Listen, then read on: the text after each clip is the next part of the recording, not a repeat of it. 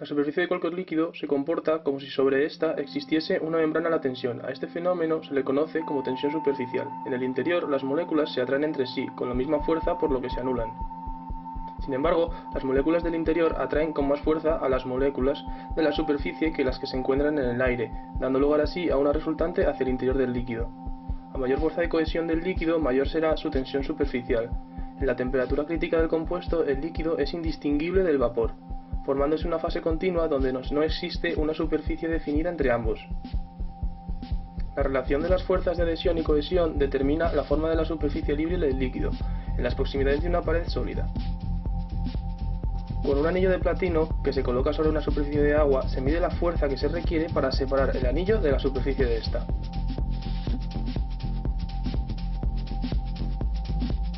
El agua está formada por moléculas perimetrales y centrales.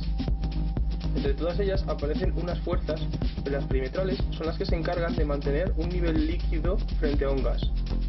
Al introducir jabón o grasas en nuestro líquido, las fuerzas se van rompiendo y la tensión superficial del líquido disminuye. Podemos observar cómo estos objetos flotan en el agua, incluso una aguja. Y así, al manchar ese agua con jabón, se hunde. En este ejemplo hacemos lo mismo, pero con virutas de hierro.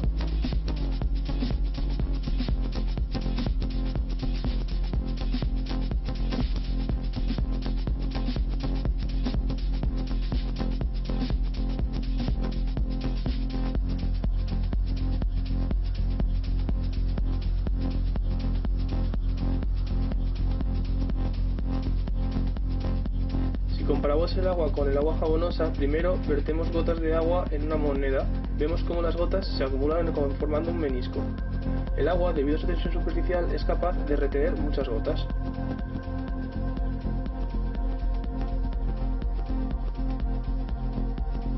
En cambio, el agua jabonosa se derrama enseguida.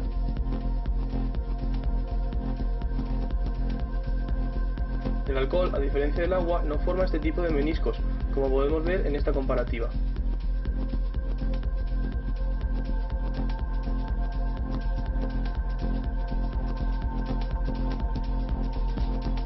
Como vemos, esto es un recinto de agua en el que aparece un tubo capilar. El agua asciende por el tubo. Si no existiera el fenómeno del que acabamos de hablar, el agua desbordaría y se daría un ciclo infinito, obteniendo así energía infinita.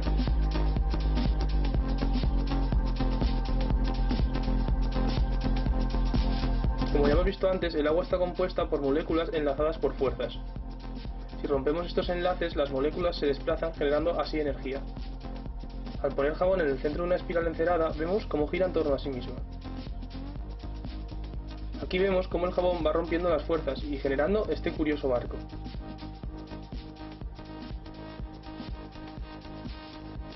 La característica más significativa de las arcillas es la plasticidad, la capacidad para deformarse sin agrietarse ante un esfuerzo mecánico. La plasticidad depende de la cantidad de agua.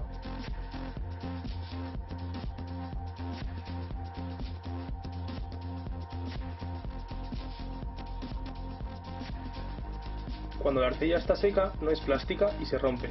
A medida que añadimos agua, se va haciendo más plástica, hasta que llega a un máximo a partir del cual las láminas se separan.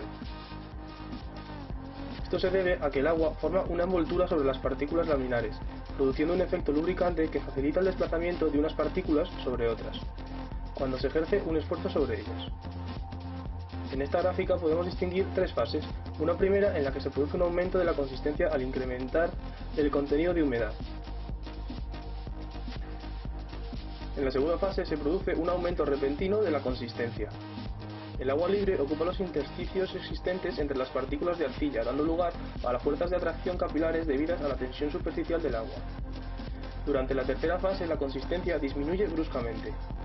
Cuando la cantidad de agua que se añade es superior a la que hace máxima su consistencia, aumenta el espesor de la película de agua entre las partículas, debilitándose la fuerza de tracción capilar, y el sistema de partículas comienza a comportarse como un líquido.